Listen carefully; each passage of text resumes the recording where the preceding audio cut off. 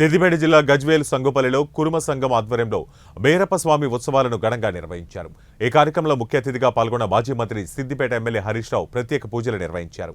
ఈ సందర్భంగా ఏర్పాటు చేసిన మీడియా సమావేశంలో ఆయన మాట్లాడుతూ మాజీ సీఎం కేసీఆర్ గజ్వేల్ను చాలా అభివృద్ధి చేశారని పేర్కొన్నారు.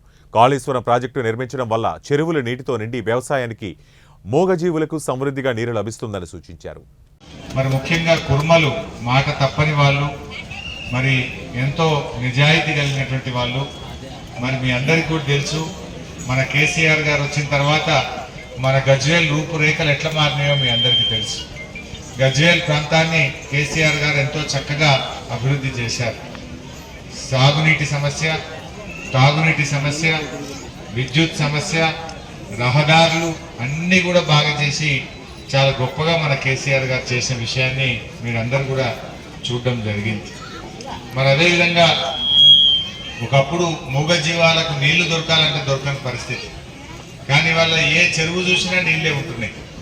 మే నెలలో, ఏప్రిల్ నెలలో ఎండాకాలంలో పోతే కూడా ఏ చెరువులో చూసినా, కుంటలు చూసినా నీళ్లు ఉన్నాయంటే అది కాళేశ్వరం ఫలితం, మన కేసీఆర్ కృషి అని మనం చెప్పుకోక తప్పదు. అదేవిధంగా ఒకప్పుడైతే జీవాలకు నీళ్లు దొరకక కిలోమీటర్ల కొద్దీ కొట్టుకుపోయి వలసపోయేటువంటి పరిస్థితి, నెలల తరబడి పోయే పరిస్థితి ఉండే. కానీ ఇలా కేసీఆర్ గారు వచ్చినాక మాత్రం గాసానికి, నీళ్లకు ఎక్కడ కూడా ఇబ్బంది లేకుండా చాలా చక్కగా మన కేసీఆర్ గారు చేసిన విషయం కూడా మీ అందరికీ తెలుసు.